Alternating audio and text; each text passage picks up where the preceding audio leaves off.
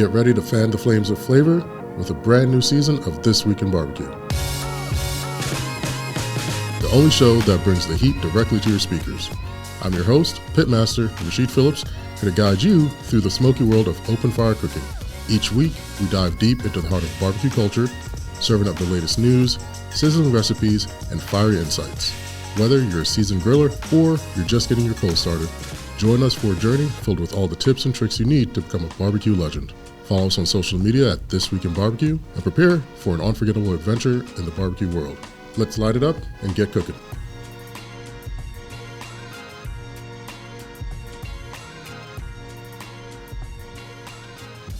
Guess we're in. We are in. We are back. And when you say we're back, because we've been dropping it. We're on point. There's been content created. Yeah, it's been going out. Yeah. People have seemed to enjoy it. It is, let's see here, the 9th. So the pellet bats. There we go. Let's go. Easy for you to say. I know, right? The pellet batch was not a She April sells Fool's. seashells by the seashore. It's that wasn't a April Fool's joke like so many people DM'd and commented. No, it's still going. It's an actual thing. Yeah. It is an actual thing, and I've been hearing more and more stories on it. And if you're just tuning in, we're talking about the pellet fiasco of 2024, the outrageous increase in price of Louisville Slugger by Traeger pellets, scraps and waste, premium scraps and waste. So go check out our last episode, our full episode, and our little hot alert hot take, and I'll get you completely caught up. And if you're still not sure what you're listening to, this is This Week in Barbecue, the barbecue-focused podcast that brings you hot takes and even hotter recipes. I'm your host, Rasheed Phillips, and joining me is Mr. Lee Garman. And we're going to have some fun. Today's a Q&A episode. Yep. Emphasis on a little, CUE Q&A, little barbecue pun there. Barbecue. It's all in there, but we've got a little bit of news, some housekeeping, and some things to go over prior to that. So let's start it off. Brother Les has opened up his restaurant officially in Draper, Utah. So you can go get those amazing sandwiches, amazing barbecue sandwiches, get some of his amazing oxtail. There's some more news to announce with Les, but I can't do that part yet because I get in trouble. But stay tuned for more. Stay tuned for more. There's a lot more fun stuff coming with Les, and he's got the saying, he paints some candy red and is Texas in every way. So yeah, real excited to be working with Les very, very soon, and congratulations to him, man. In this tumultuous landscape of where you have places like, sadly Horn burning down in the community, breaking it and making it worse to where he doesn't want to open up doors in Oakland anymore. Yeah. The contrast to that is, seeing Les loved and supported in his area in Draper, and he just actually launched a tour, so he's going to be doing a East tour.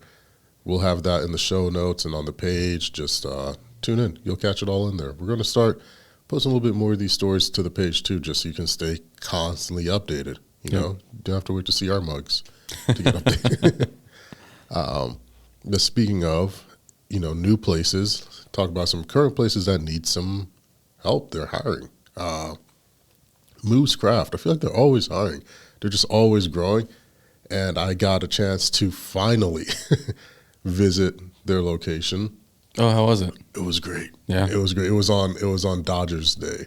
Okay. So it was opening day. It was crazy. Just seeing Dodger caps and Hasselhoff was like, where did I? Oh, yeah. But always great seeing Michelle and the whole crew and everyone there. Yeah. And went back, saw the first thing I see when you go into the back is just this giant M&M 1000 just sitting there like, hey, Mike, hey, Matt. Hey, guys, how you doing? Long time no see. Yeah. No, but they've got their 2,000, they've got two 1,000-gallon straight flow smokers. They've got their M&M just sitting there like a beast. They've got a hog cooker. If there's rigs and smokers, it's all back there. And so, I was honored and happy to catch up with them, and got to eat. Got me some of the sausage verde, which was really, really good. All the food is good. It's So amazing. you said Verde, and I'm like, I'm in. Yeah, Just give me Verde. Just go in there. Got to put that on there. But catching up with them, seeing everything, because every time we go to LA, it's always like the top of the week, or the days they're open, we're just there all day and they're closed by the time we get out. So I've been there 1,000,001 times and I can never make it. And this was the first time in all these years I've been actually able to make it over to the location. So Yeah. I was happy to see him. It was good. We're gonna go back because I was in town handling some other business, but also surprising Pops. Yep.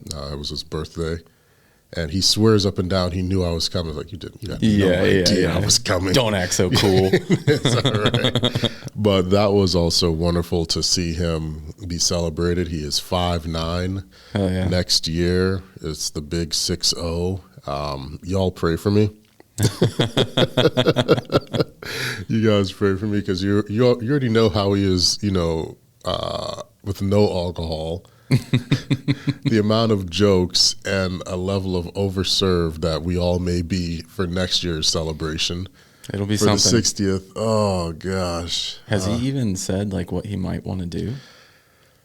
Yes, and I'll probably we'll have to get him on to talk about that. But he's got some big plans. He's got plans. Okay. Oh, I feel like he's been planning the 60th for 5 years. He's going for it because it's a big one. No, it's that's a huge. big one. So he 100% has plans for the 60th.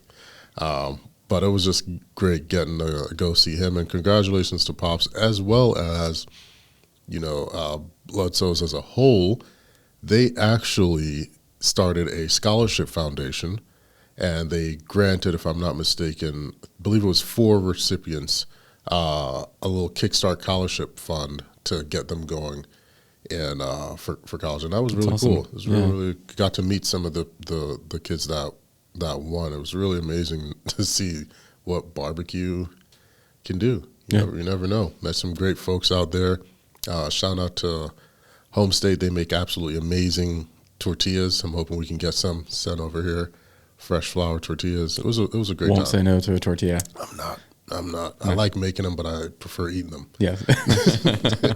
But let's keep it pushing in the vein of those hiring. Like we mentioned, Moos is hiring. Hit them up on social, hit them up online, send them an email. We'll have the full information below.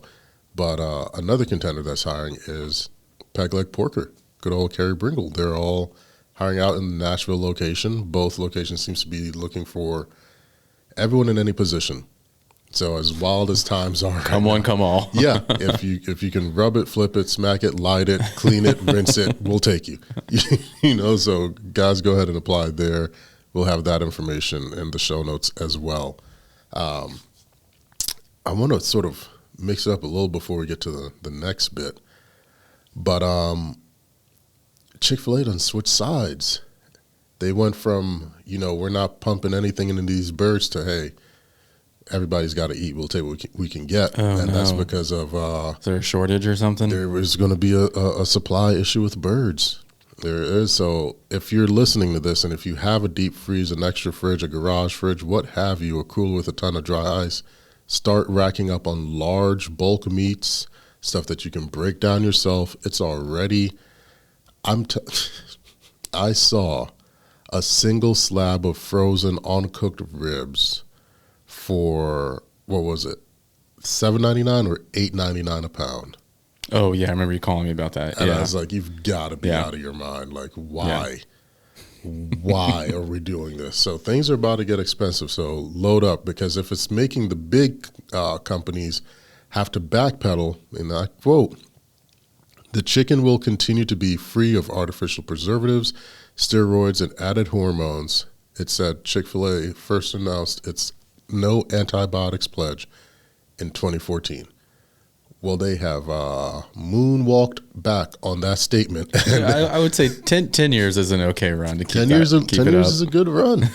10 years is a good run. But they have backpedaled on that bad boy, and things are getting tight. Yep. It's getting tight. We've talked about it numerous times. We've known that for years, because I remember when we were in school, we get those chicken biscuits for breakfast. Oof. It was all meat. There was barely any biscuit.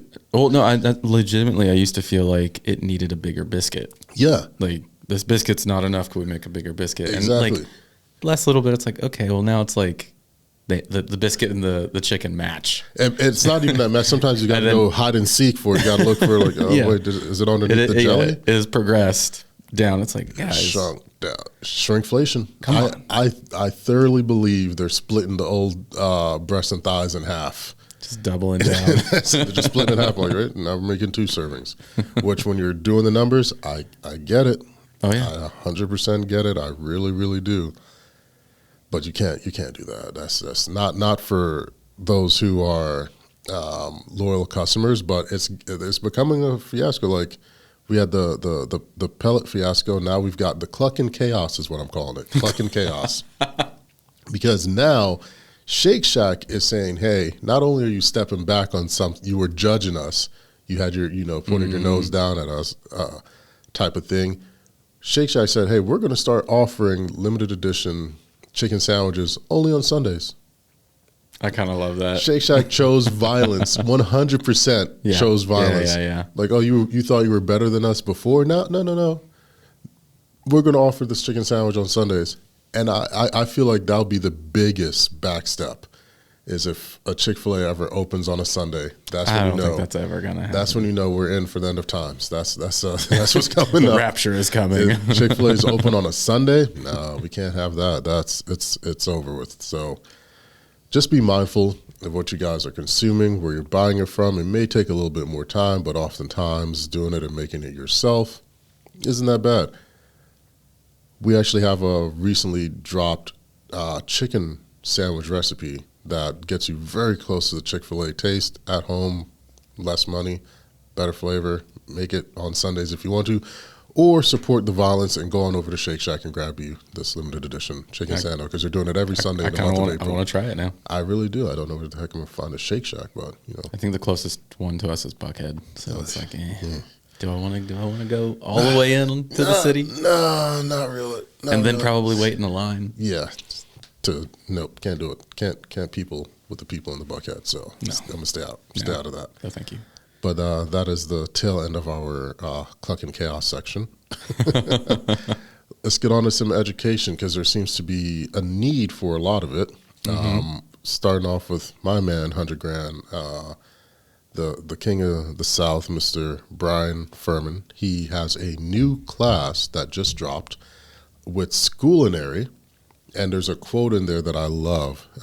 We'll link back to the trailer, but there's a quote in there that I love where he says, I'm doing this because I want people to know the South has something to say. Because Georgia doesn't get any respect in the world of barbecue, man. Like, Georgia's the redheaded stepchild. Not gonna lie. We get skipped over. You got Memphis, Kansas City, St. Louis, Texas, all of this, even Virginia, North and South. I was gonna say Carolinas feel like get more love than we do. Yeah, they're our neighbors. Alabama, even gets more, and we're just stuck there. Like, oh, hey, Georgia. We're not, So I'm glad that he's wanting to put the South and put Georgia on the map, and just We've got something to say. We've got flavors here. We've got our style. We have our setup. But yeah, it's just a rough spot for being a. I feel like being a barbecue in Georgia is like being a Bears fan. It's like, yeah, you are in the NFL. You're in the NFL, but what have you really done? We've got a lot. So no, B's leading the charge on that. And the course seems amazing. He goes through making Carolina pulled pork, various sauces, how he likes preparing his ribs. So definitely check it out if you're looking to learn. We'll have that info below. And we've talked about this several episodes ago, where it's like, what was that one barbecue bite that changed your mind? And my story's always the same. It was B's ribs. Like, I had his ribs, and I just had that freaking ratatouille moment where it's like everything just went back. It's like, what is this deliciousness? And I've helped B at pop-ups. I've gone to pop-ups and supported them. I've watched the process, and I swear I blink when he sprinkles the crack on it, because I never see him sprinkle the crack on it. Because there's something on them ribs. There's something. I've used the same wood. I bought the a little different. I don't know what it is, but he puts right when he turns, I think that's when I'm missing it. Is when he's pulling it off the smoker and it's to turn onto the tray. It's like a magician. He's just got a little up his sleeve. It's in that transitional turn that he's like, crack, crack, crack, and sets it down. It's got to be. But those things are absolutely delicious.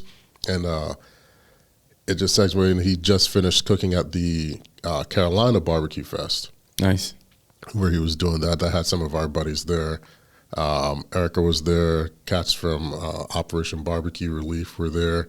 So it was a good time. That was definitely a good time. But if you're looking for barbecue information, barbecue tips, make sure to go check out Scoolinary. Bryan's got a class there. Along with Leroy and Lewis, they're bringing back their barbecue university. The next batch of classes are actually going to be open June 7th to June 9th of this year, and then January 17th to January 19th of next year. That just goes to show you how quickly their classes fill up, that they're already opening up classes for next year. Yeah. So don't say we didn't warn you.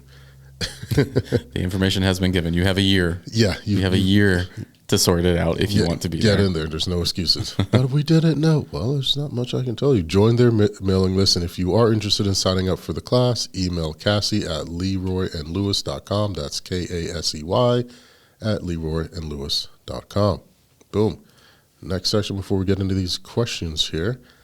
Atlanta better ship up and shape out, or shape up and ship out. Shape up. Are you shape up or ship out? No. Yeah. Atlanta better do something because Keith Lee's coming back. All right, that's what we're going with. However you say the saying. However it needs to, whatever you got to do to get it done, do it. Because this man is coming back. He's doing a redemption tour. Okay. You know, he puts out a tour like freaking Taylor Swift does. He's just going through these phases. But he's doing a redemption tour where he's going back to cities that otherwise had a less than luster performance. Okay. And he's giving them a second shot at having learned. And I appreciate that because he's taking the feedback. He's understanding the process. Mind you, he is not classically trained. Mm-hmm. He's not a chef. He's not a food reviewer. He's not a columnist or journalist or anything. He's just a cat that likes to eat, that people adored his style. And, you know, I think people say it all the time, they made the right person famous, you know, and he's just going out trying to help these businesses. So he's like, Atlanta, y'all didn't have the best of the best time. So we're going to go back, and he's going through the process. We'll drop the link to the video of how he says to go there. But I've tagged a lot of local buddies and businesses there. I've tagged, you know, Owens and Hall. I've tagged Delilah's Everyday Soul, tagged Fox Brothers, just so hopefully he makes it out to those locations. Mm-hmm. You know, it's that could be revolutionary. Could you imagine if he goes to like Bryan's place, to Owens and Hall, and he lives that would it would break everything. Yeah. It would break everything. Like, Bryan, remember when we were friends? Yeah, I know. It's like, please, I called for Bryan. Oh, I hold for Mr. Hall. Hold. What? He's not seeing anyone today. I know, right? It's like, no, he promised me a brisket burger. Yeah. He promised it to me. We'll get you. Get on the waiting list. Yeah. There's a deposit for the waiting list for the brisket burger. I know, right? It's like, we were supposed to make another round of jerk sausage. Oh, he's got a new Jamaican. We were gonna. Did you not? We're get the past email? that. Yeah, I know, right? But so Keith Lee's coming back. Atlanta, let's put on a great show. Let's do it. Yeah. This go around. You don't usually get a second chance like this, so let's do the right thing. Let's do the right thing. Yeah. No. Again, it's super cool that he's going back to places that. Yeah, he's listening, which is cool. And that is pretty cool. What you can do. Listen to your audience. Yeah, they'll tell you what to do. Little semi-shameless plug. Your favorite Jamaican oak tree, Gentleman Smoker, is we can now announce it that I'm doing a tour with Gozney for the Proof Supper Club tour, where we're popping up in different regions across the country. So I get California. Yay. Heck yeah. I'm really excited. And I'm going to get to work with some amazing chefs. Actually, Chef Chrissy, who She just dropped her book, if I'm not mistaken. It is now available. I know that because I bought it and I got a notification telling me that your book is in the mail. And she does a lot of foraging type. Oop, that's going to sound horrible on playback. It wasn't too bad. Okay. She actually forages for her food. Oh, cool. So it's all vegan. You know, of course, that's a hell of an opposite lineup there. The open fire, all meat versus found and foraged. But I like it. I think it's going to be pretty interesting. I'm looking forward to it. Us collaborating, creating a not only an amazing dish together, but also just a wonderful dining experience.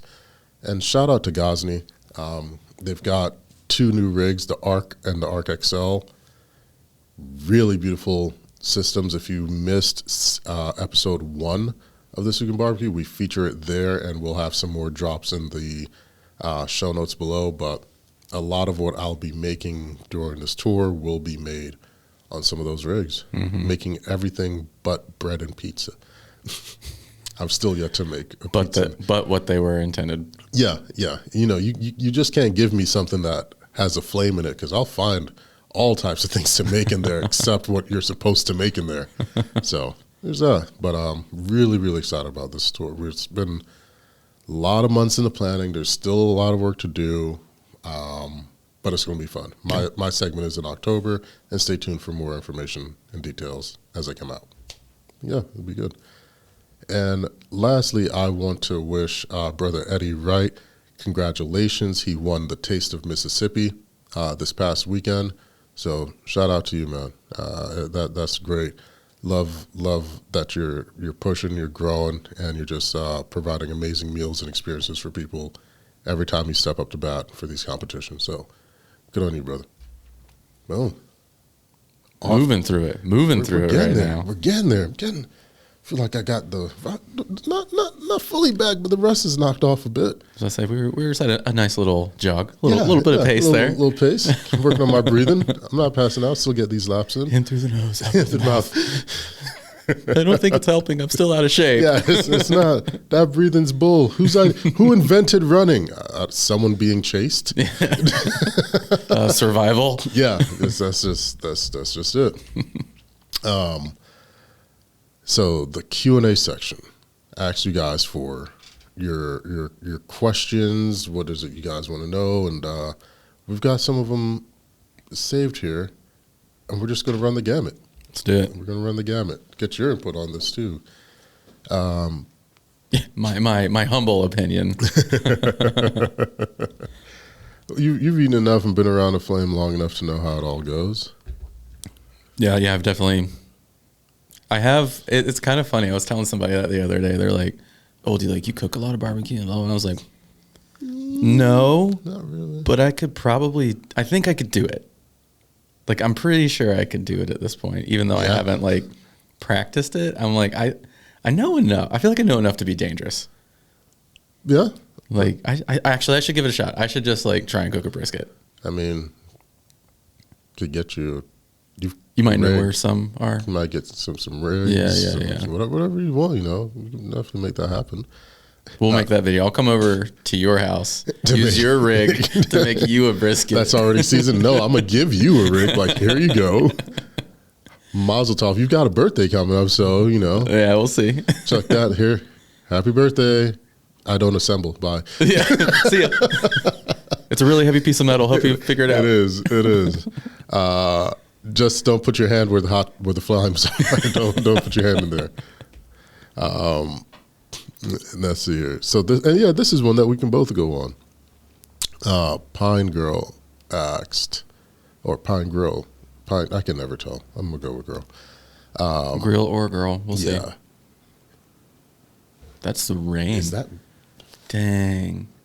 Holy cow! Probably can't hear it, but it is raining here in Georgia right now. Storming out here in Georgia. Who's got the floaties? All right. What is a simple way for a non-professional cook to make decent barbecue chicken on the grill? That is a you question. A decent way? To make decent barbecue chicken on the grill. I mean, I think you just got to start with a kettle grill, and maybe there are some tips and tricks that we've put out there to do said things on a kettle grill. Yeah. To get, I mean, to me at least, I would think it's more about getting the smoky flavor in there any way that you can, even if it's not necessarily on a smoker. Mm-hmm. And there are quite a few ways to do that. Agreed. Like throwing some split or pieces of a split on top of your charcoal if you're going like that. Again, there are ways to do it. It doesn't always have to be. I mean, I also do feel like there are lots of people who get intimidated by trying to get those results on something that isn't like 1,000-gallon smoker. Yeah. There are tons of ways to get, like, to kind of push that flavor into meat. Yes. Without having those big rigs necessarily. No, sometimes it makes it a little easier. But a lot of times too, those bigger rigs and all the fancy stuff, that just makes, to me at least, it makes things easier at volume. I agree. So there are plenty of rigs out there, maybe some companies and people that we talk about very frequently on this podcast, where it's like, just get those and you can do a lot. No, you're 100% right. I think we've already expressed numerous ways, but just more semi-specific actionable steps is going to be in the prep. Marinade your chicken or brine it, let it get that flavor, because over the grill, it's going to cook fairly quickly. Also, if you're going to cook it whole, I've gotten really into doing whole or half birds lately. I'm not breaking them down like I used to. Every once in a while I will, but I've been just buying a whole bird. Here's a tip. The more times the butcher's knife has to touch the meat, the more expensive it's going to be. Yeah. So if you can buy whole, knife doesn't have to touch it. You're going to get it much, much cheaper, right? Keep that in mind. So I've been really getting into whole chickens, and I'll just spatchcock them or half them. And spatchcocking is just, we're basically breaking out that backbone, leaving the chest bone connected. We're just splitting it a little, breaking it so it lays flat. Everything's on the same plane. Wow, it is really boring. It's still just going. Yeah. So doing that, and I cook it bone side down first, because I use this is getting all sciencey and whatnot, but I use the bones as a heat conductor, because it's going to push that heat all throughout the chicken for me. And then at the end, I flip it and I get that skin nice and crispy. Let any residual fat that's still underneath the skin, let it render. I usually don't want to do skin down first unless I'm in like a cast iron or I'm doing it on a stove, because that fat will render immediately, and that's how you get those crazy flare-ups and people freak out and like, I'm burning down this kitchen. Like, don't do that. Don't do that part. But yes, stick away from that part. Let's not burn the house down. Let's don't do that. So the short answer: what is a simple way for a non-professional to cook and make decent barbecue chicken? Prep properly, marinade, buy whole, bones down. Use some sort of a kettle-style grill if you're starting out, or one of the others we've mentioned, and focus on cook zones. A little fun tip: you mentioned tossing on split onto the coals. If your split is too dry, you can actually push the end right onto the coals, just the end of it, so it catches a little, and just chuck that to your cool side, so it's just slowly smoldering and giving you that smoke away from the heat. Little fun tip. One more little fun tip. Do you know that if you're doing 2-zone cooking on a kettle-style grill and you put the hood back on, we don't say brand names here because they ain't cutting checks, but if you're using a kettle-style grill and you have your heat or coals on the left and then the right side is empty and your meat is on the right side, make sure when you put the lid on, the holes onto the lid are on the right side. Because what happens is that draft that comes from the bottom up is forcing the air of the heat over your protein to get out instead of it just going straight up. So Little fun tip, and if I confused you, listen to this part again. Stand over said kettle grill and think about it. Exactly. Just start rotating stuff around. I promise you. And I will say, kind of on the flip side of that, you could use that to your advantage. Yeah. You could say, okay, cool, I want to pull more heat this way, even though the top's on, or I want to push more heat over this way. So it's like, what do you want? There are ways to manipulate the heat. Once you understand the rules and how it all works, you can break them. Yeah, it's easy. Nice little Picasso. Yeah. I learned all the rules to break them. We're going wild. We don't do fat side up or down. We do it on the side. It's just there, vertical. Like, what? Okay. Let's see here.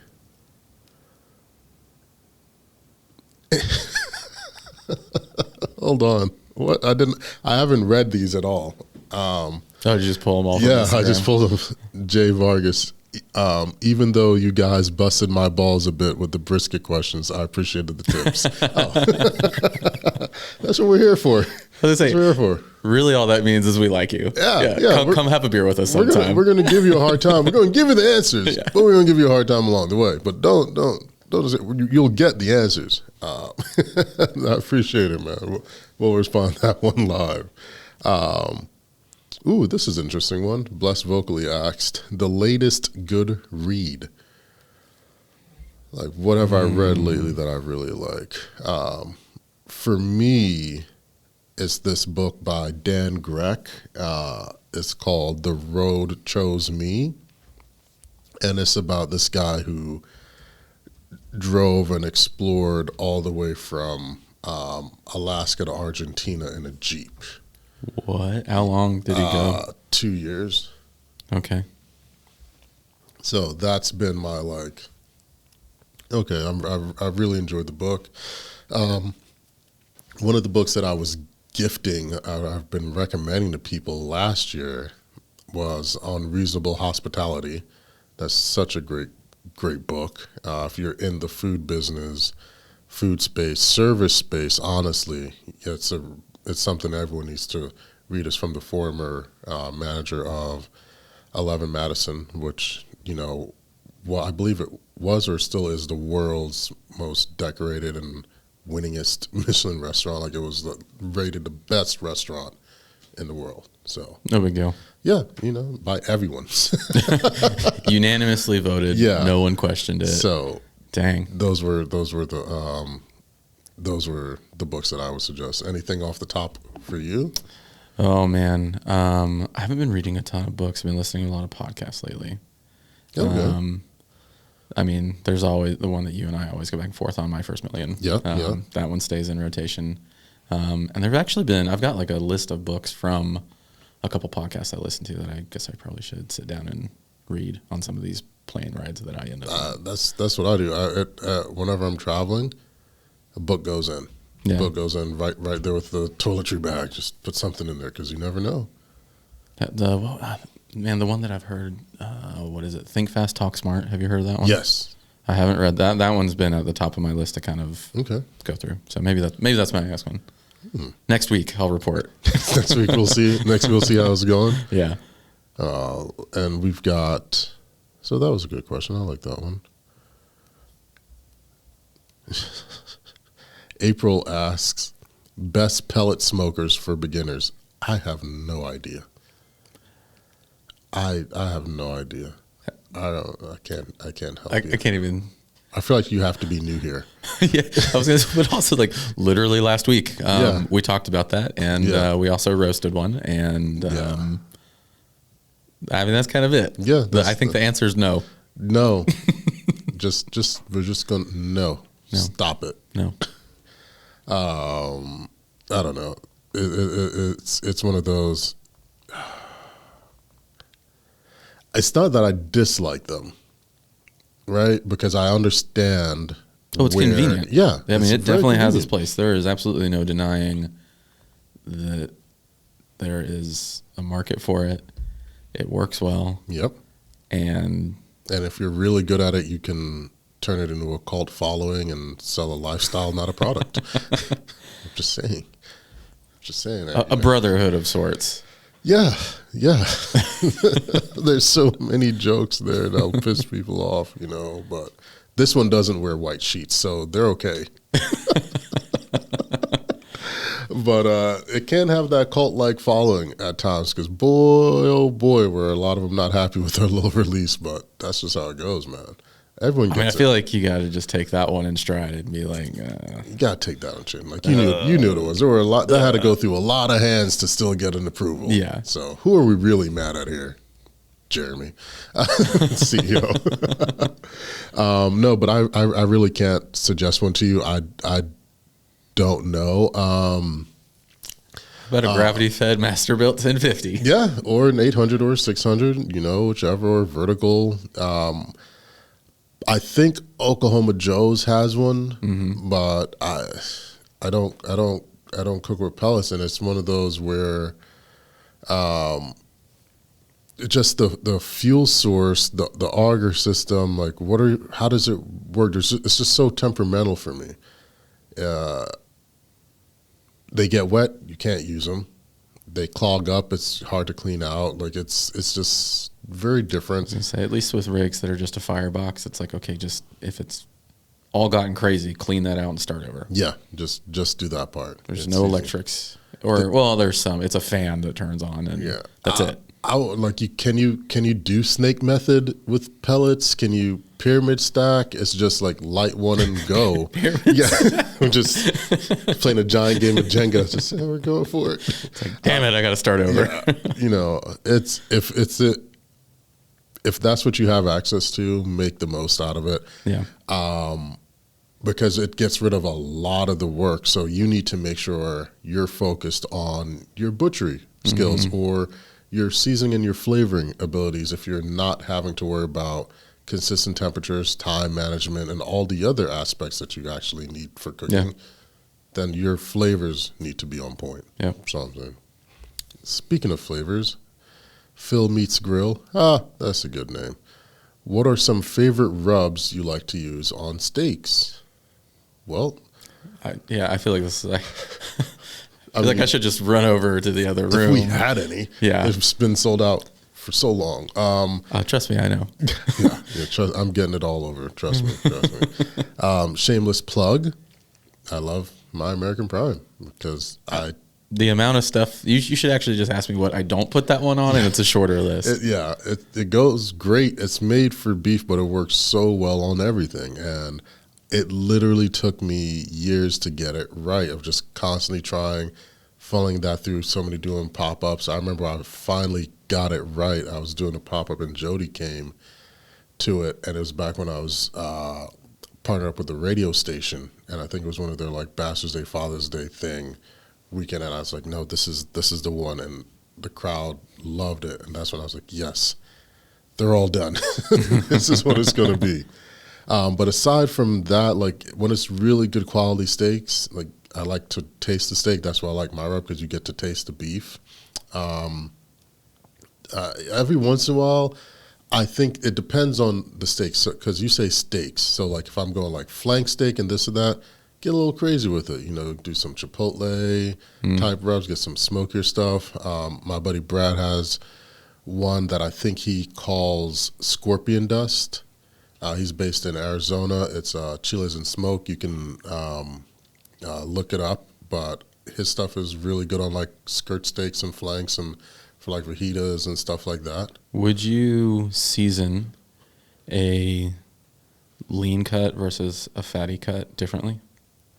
With my rub?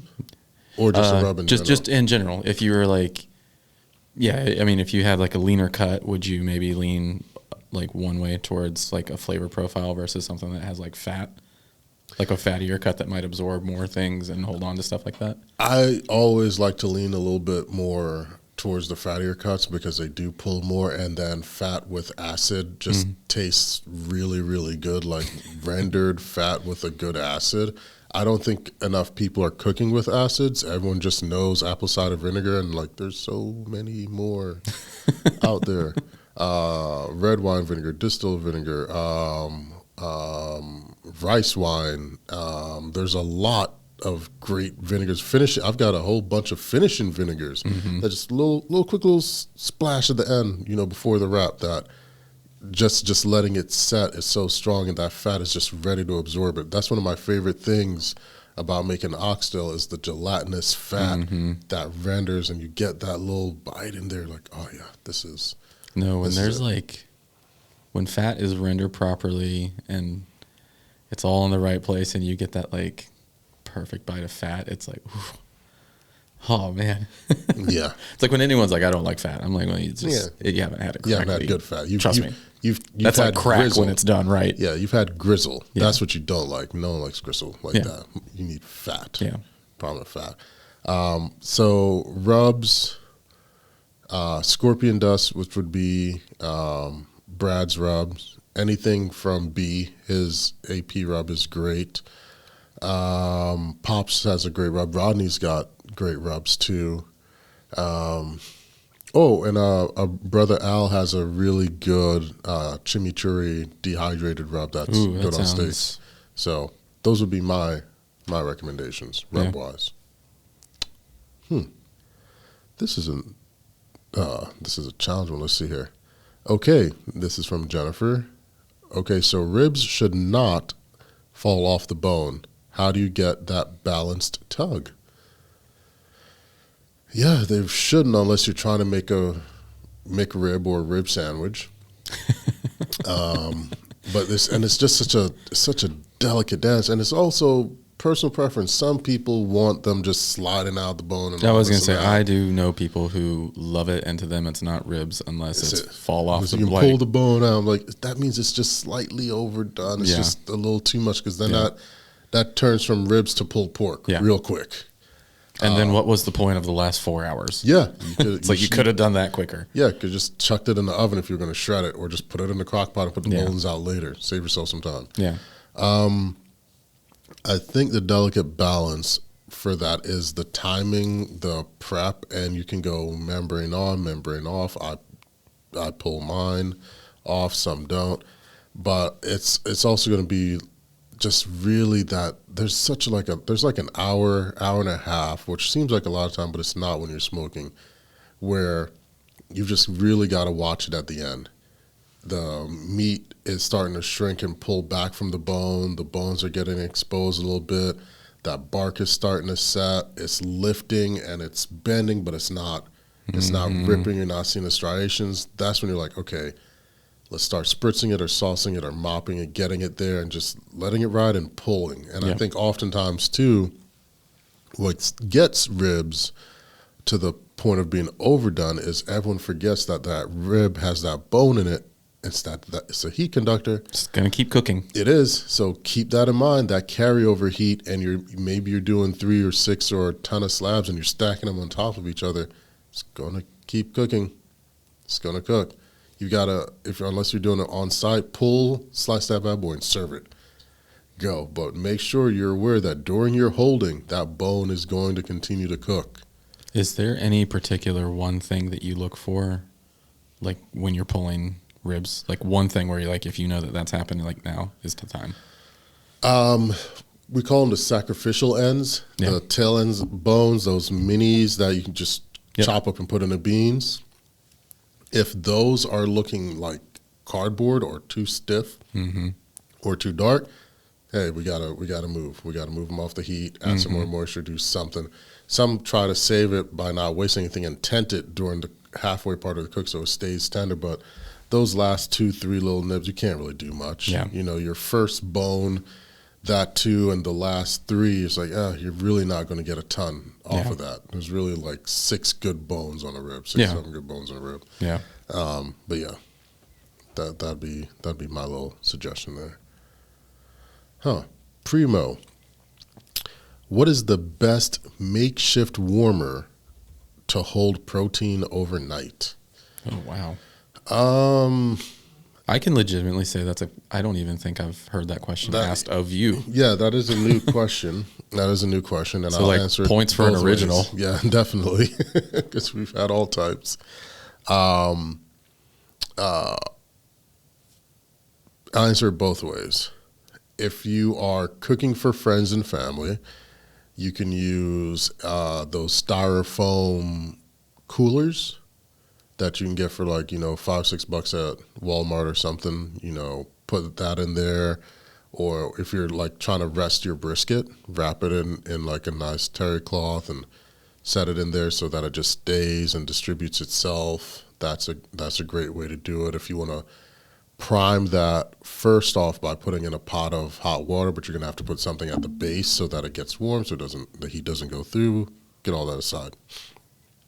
On the professional level, if you're holding, maybe I'm not sure, Primo, maybe you're starting a restaurant, but you can do Gator or Cambros, or you can get a Alto-Sham, which is a vertical warming box and holder that you can actually program in the temperature and set it and stack your meats in there, and you can use that. But seeing you're saying makeshift, I don't think that's the route you're going. I think you're going more, maybe you're trying to hold protein for feeding your friends and fam. So a cooler, you see a lot of guys, they use the Yeti coolers. That's a very expensive route to go, but a cooler works. You can even go to like a Restaurant Depot, and they have the delivery bags, the same ones that you used to see guys carry pizzas in. They have those large enough to where you can fit multiple hotel trays in there. Oh, nice. Yeah, that's what we used to use when we were running caterings for drop-offs for the church a lot. Yep. Just do that. But if it's just friends and family, you need something small, get you a little styrofoam cooler from Wally World and just chuck everything in there. And always suggest putting in like a thermometer that you can monitor and make sure that it is staying at the right temperature that you want to serve. But yeah, I will say, like, just because it's a cooler doesn't mean it only keeps things cold. Yeah, it works both ways.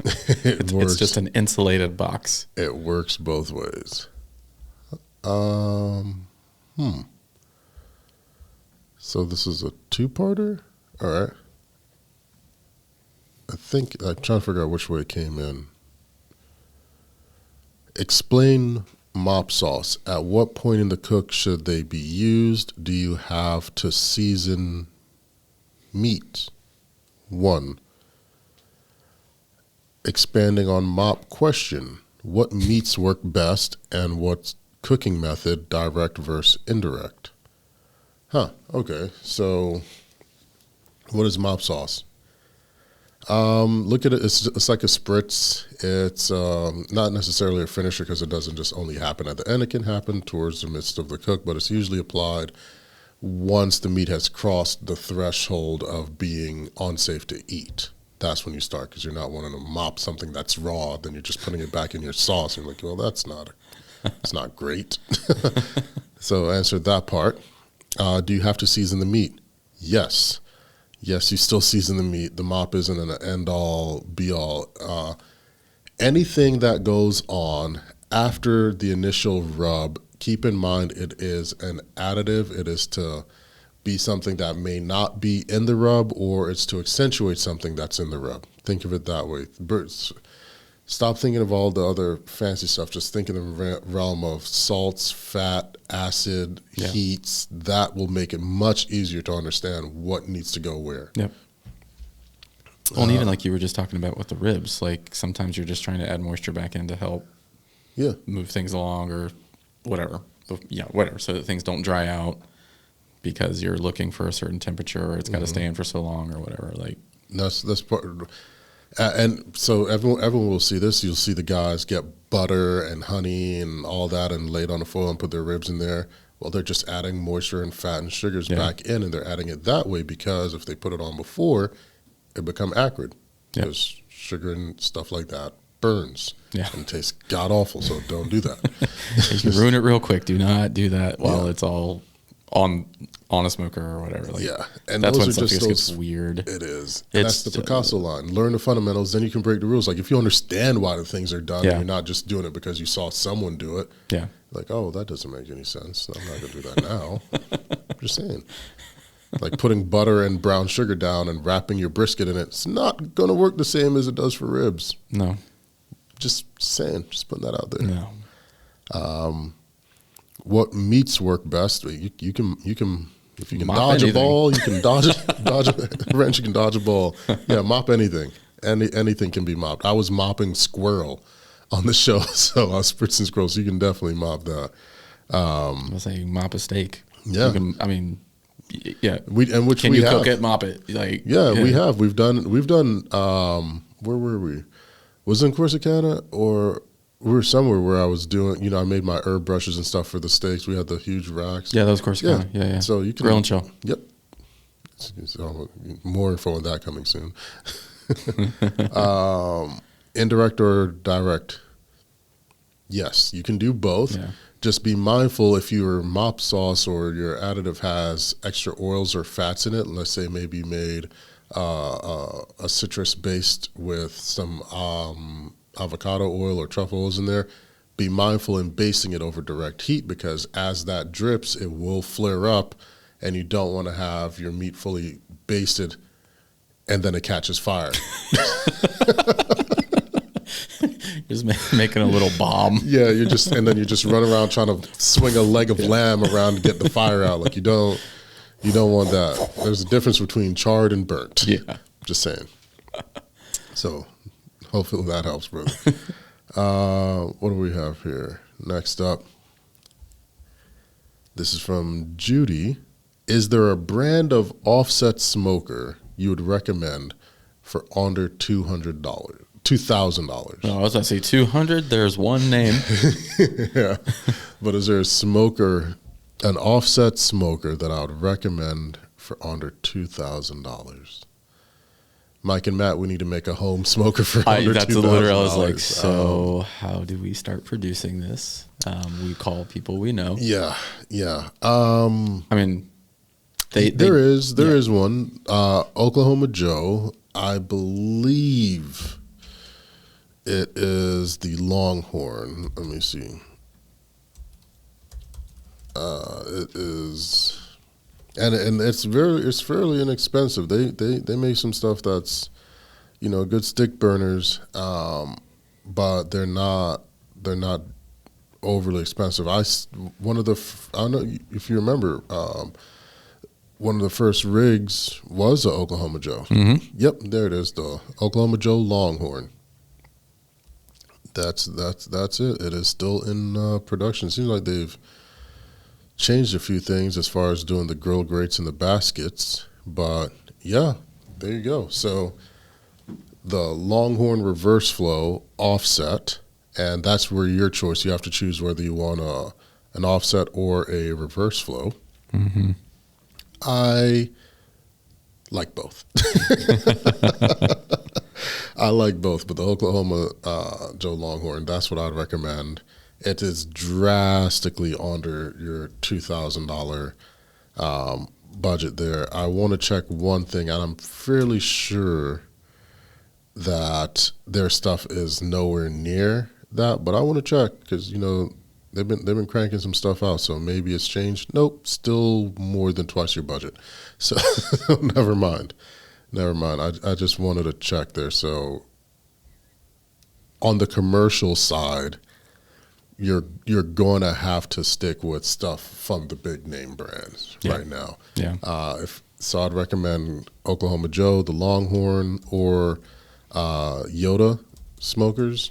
They have Yoder. I should put it in against Yoda because we don't want those issues. But don't come after me, Mickey. Not trying to fight those copyright fights. I know, right? I don't want those issues. Those are issues I don't want. I'll take on Netflix and them all day, but I'm not fighting a mouse. No, he got hands. He got hands. You could do Yoder. They've got the Abilene, but that is also it's within your budget. But do I believe it's so much better than the Joe? No, not for being. I was gonna say you'd be hard pressed for what you can do on an Oklahoma Joe to until you get, like you're saying, until you get into commercial stuff. Yeah. It's just like, how much better is it really? basically. And what the Yoders are doing, like they are adding some of those elements of the bigger pits. So they're putting, the weighted swing bar instead of just your regular hinge mechanism that's in there. They're doing like your backyard vertical with traditional combos, which is a little weird because they give you one fuel source. They're basically saying your firebox is here, we've got your traditional horizontal rig here, and then they're just basically making an L bracket up here. Now, here's the weird part. Your vertical is still fed by this same firebox way over here. So it's like, what if I don't want to use the center? There's no way to bypass that. Yeah. Like on Phoebe, I have Phoebe design where there's multiple fire areas where that I can just easily shut off and use whichever one I want. Yep. But hopefully that answers the question, and whomever you're getting it for enjoys it. And if it is for yourself, welcome to the club. Yeah. It's addictive. About 3 racks a week. So it's a very addictive gig. What else do we have here? I honestly, like, just to touch on the addictive part. Yeah. That is honestly kind of one of the reasons that I haven't dove in. Like, I get enough hanging out with you that obviously I'm around it. Yeah. But there is part of me that knows once I start, I'm not even going to call it a hobby. It's just something new in my life that is going to continue forever. I tried to warn Chewy because, he was doing stuff before, and then he came out with us to LNA and he did all those festivals. Like, brother, slow down because it's going to be you're going to find yourself jonesing for it while you're in the middle of flying, at the speed of sound. You can't unlearn what you know. Yeah. You're going to keep going. You're going to be, instead of doing barrel rolls, you're going to be thinking like, man, what's this? If I put the brisket on tomorrow, No, it's it is, and it's very peaceful and it's very calming too. That's the thing. But yeah, welcome to the club if it is for you. Someone said, this is from Mateo, you have one night in Kansas City. Where you're eating? I have no idea. I've never been. I have family there. We could go figure that out. Yeah. Just throw up a flare, like, hey guys. Let me call my aunt real quick. Like, where can we go grub? Where can we go grub? No, that's I don't really know, because there are a lot of those questions, and the thing is, I do get to travel a fair amount, but when I'm traveling, I'm usually cooking, and then the moment I'm done cooking, I'm back on a plane out. Yeah, I mean, there's not a ton of. Well, and comically, like when we've gone out, the amount of times that we try to go to places. Yeah. That, like, actually, you're talking about that at the beginning of the episode. It's like, well, you're closed on the day that I could have gone. Yeah. Yeah, we spent a week in Texas, and I couldn't eat at any of these places. There's ice storms, there's this, but that's why I just need to do a food tour. I'm not no Keith Lee. I'm just gonna go drive around and visit buddies and eat their food and bring them liquor. But that's what I got to do. Just so. Yeah. What are you here for? You working? I came for a plate. I came for a plate and a pour. Let's go. Let's put it at that. I like that. Let's roll on. We don't want to give them all of it at one time, but I think can't we got give everything away in one episode. That's true. We got a lot more. The season's back. We're back. It's gonna be a good time. Stay tuned. I like these questions. It makes me think more, and I like that I can answer them on here. So, like the 45-second time limit I have on Instagram, I feel like I'll get it out right now. Yeah. You guys want to get this? Used car salesman. Jeez. Don't read the fine print. Don't look there. No.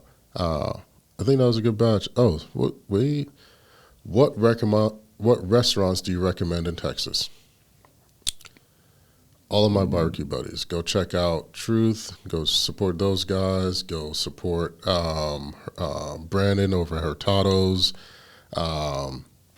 Mike and Matt from M&M Barbecue whenever they're doing the pop-up. Babes of Q. Go support Goldies. Go support all those guys. I should probably put a list out. Like, if you're here, go see them. Yeah. They're for funsies. They're nice. Go get a bite. Pecan Lodge is great. I prefer Pecan Lodge over Cadillacs. Yeah, I'll say it. No, but go support everyone. I'll put that list out there of just like what, and that's what we do when we go other places like restaurants. We take photos and what we like so we know. But maybe I need to put that Texas guide out. I'm like, hey, if you like this, go here. It's really, really great. Maybe we should just go on a Texas road trip. God, I feel like Texas is just so damn big. You just drive all day and you're still in Texas. Well, yeah, we would. So I mean, here, if we were going to do, we'd have to start in Austin just for our sanity. Just for our sanity, we'd have to start in Austin. Well, but do you go? If we're going to do a Texas road trip, do we start north and go south, or do we start in the south and go north? Oh gosh. Because I feel like you either like start at Houston or you start in Dallas, and then you maybe just work your way down or up, whatever it is. I feel like Austin's too central, because then you're like, oh well, I'm going to go up, then come back down, come back through it. Yeah, it's not very efficient. It's like, where would I fly out of? So I guess fly into Houston and then just make that trek up. It just sucks because going from Dallas to Austin is just so far. There's so much in between. There's so much Texas in between those two. There's a lot of Texas in between. So much Texas in between. That's a country song for somebody. You can have that title. You guys can have that one. So much Texas in between. Because I mean, van life though. Yeah. That I'm just go bust out the 40-foot RV for that. If I got to go from Dallas to Austin, but why not? I'll find 10 days to burn and just drive. But I feel like it'd have to be a van. I'd almost want to rent someone else's van so that I don't have to like, oh, well, now you have to go back. Because that would be the thing. Like, hop on tour and see if we can find a van. Yeah, like because that's the way of planning it. You go through Houston and Dallas, but then from Austin, you still have to go back. Yeah. So you're screwed. That'd have to be a 2-week tour. Like, all right, a week in Texas and then just a week to get back. We'll figure it out. But this has been This Week in Barbecue, the barbecue focused podcast that brings you hot takes and even hotter recipes. I'm your host, Rashid Phillips, and joining me as always, Lee Garman. It's been a time. It's always a time. It is. And guys, if you could do us a favor, like, subscribe, share, tell a friend to tell 2 friends. It actually does help us a lot. And leave a review. We want to know if we are doing as bad as we think we are. And if we aren't, let us know that too. Words of encouragement means a lot. Take care.